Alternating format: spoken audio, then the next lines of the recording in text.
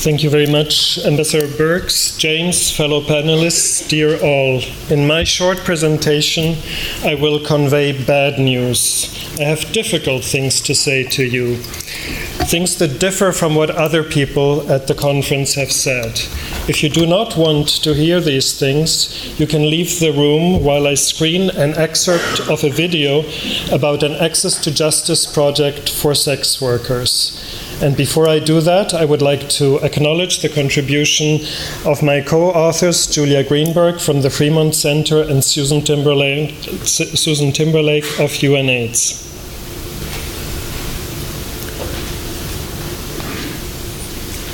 If you could screen the video.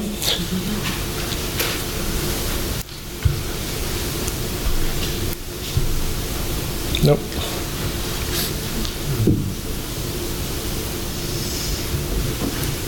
Thank you.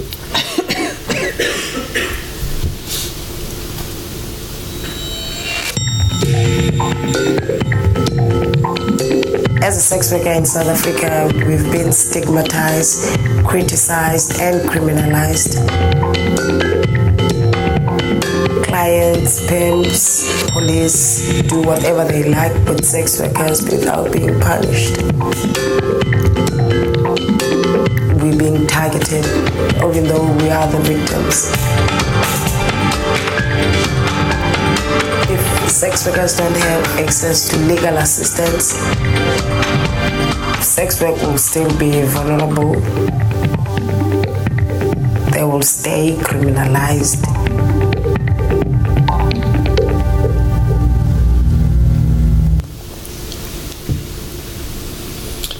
Ladies and gentlemen, thank you for staying. We're having difficult technical problems here, but the bad news I have for you is that our research clearly shows that we will not be able to end AIDS by 2030. We will not be able to end it because programs such as those portrayed in the video are not being adequately funded. In fact, funding for access to justice programs and other programs to reduce stigma and discrimination is decreasing rather than increasing at this time in the epidemic. Many of the organizations that have made progress in the fight against HIV possible by holding governments accountable, by taking pharmaceutical companies to court, and by creating social movements that demanded change, many of these organizations are closing down or have to downsize. They're finding it increasingly difficult to access funds for their important work. I would therefore like to dedicate this presentation to the millions of people who have died and who will continue to die of AIDS because, despite much rhetoric, real action on HIV and human rights remains lacking. How do we know this? In early 2012, the Public Health Program of the Open Society Foundation commissioned this paper, a donor mapping on HIV and human rights in Southern Africa.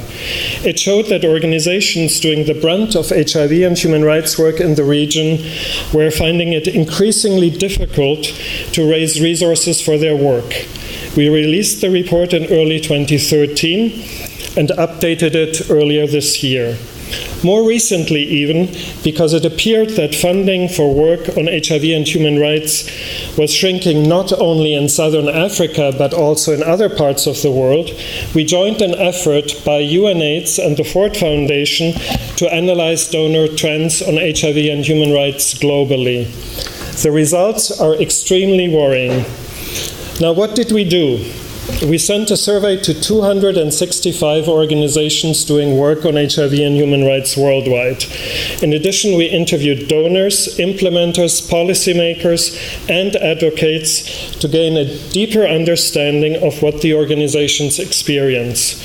To be included in this research, organizations had to implement at least one of the 7 key programs that, according to UNAIDS and many others, should be part of every country's national response to HIV.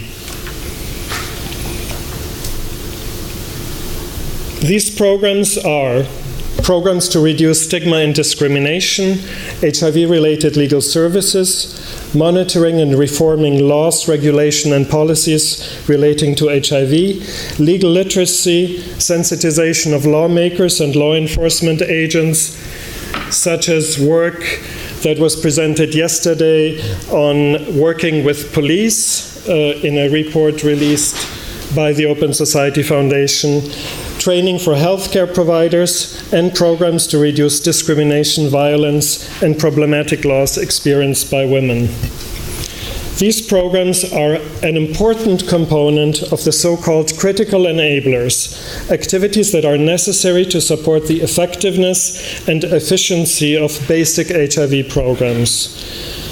Today, basically, everyone agrees that governments and funders should invest in evidence-based basic HIV programs such as antiretroviral treatment, HIV testing, condoms, sterile needles, methadone maintenance programs.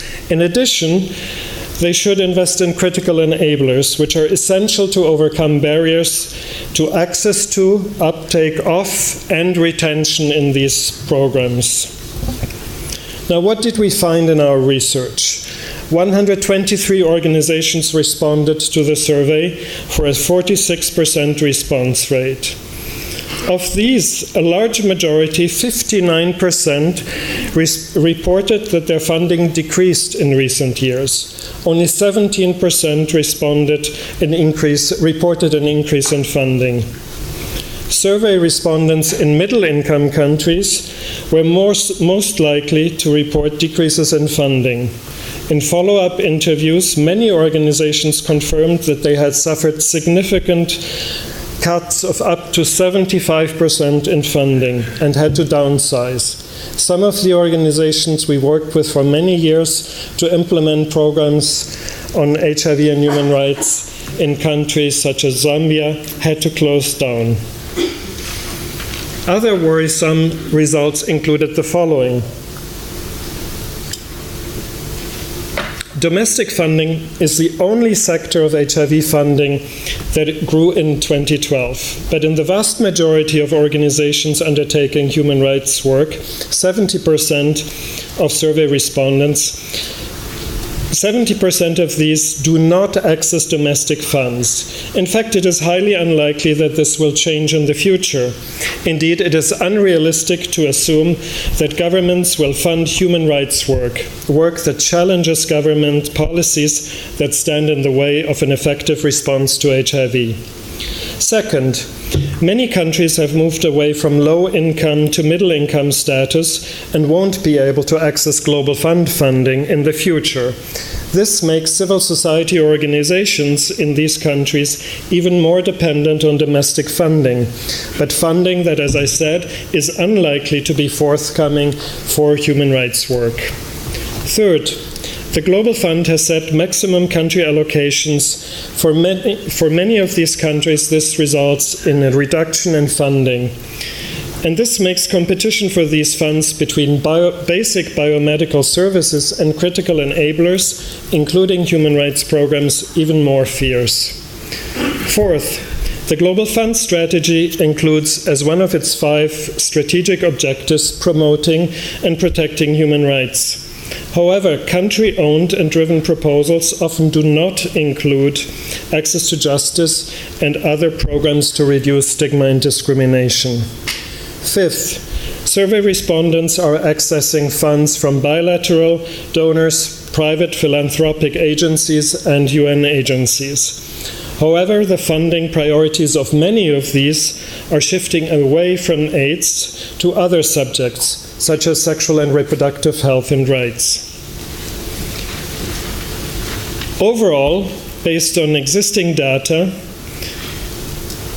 we estimate that only 137 million was spent in 2012 on the human rights response to HIV, far less than 1% of the 18.9 billion spent on the overall HIV response in 2012. Now, what does this mean?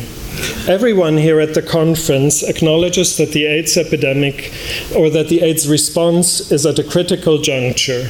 Having reached the people willing and able to come forward for HIV services, many countries are seeing new infections drop and more people receiving treatment. With treatment providing enormous prevention benefits, it has become clear that the world has the science by which to end the HIV epidemic. However, we also know that ending AIDS will require reaching populations that are deeply marginalized and criminalized.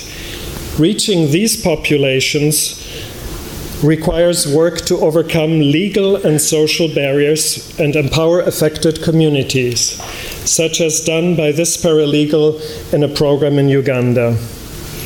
Yet, at the time when there is more need than ever for human rights work, funding for such work is highly insufficient, and indeed, as our research showed, it is indeed decreasing.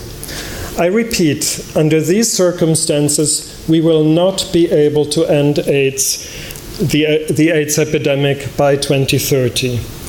We won't be able to reach the new UNAIDS target of 1990. We won't be able to step up the pace. We will continue to leave millions of people behind. What then must be done? It is high time that we move from rhetoric to real action on HIV and human rights. This means that, first, donors and governments must fully fund all critical elements of the HIV response. In particular, much greater dedicated funds must be provided for the critical enablers, including human rights programs, that are key to the success of the response. And Ambassador Birks, I hope that we can have a meeting soon to discuss in detail how PEPFAR can play an important role in such an effort. Second, private foundations, such as the Open Society Foundation, should continue their essential role in providing funds for HIV-related human rights work, including making up for funding shortfalls in domestic or multilateral funding. But we can't do it alone. Third, the Global Fund Secretariat must work closely with governments and civil society to realize and implement the human rights component of its strategy. More broadly, the Global Fund must also stop adopting policies and practices that risk undermining the human rights component of its strategy, such as rapid withdrawal of funding from middle-income countries without adequate transition plans, and proposals for tiered pricing of medicines, to name only a few. Fourth, UNAIDS, in its support to the development of investment cases, national strategic plans, country dialogues, and concept notes, must ensure that human rights-related programs are included, costed, budgeted, implemented, and evaluated as part of national AIDS responses. And finally, existing donor collaborations that foster synergies between HIV and human rights, such as the Robert Carr Civil Society Networks Fund, must be enlarged so that they can provide a greater funding base for HIV-related human rights work. Only if that happens will we be able to end AIDS by 2030. Thank you.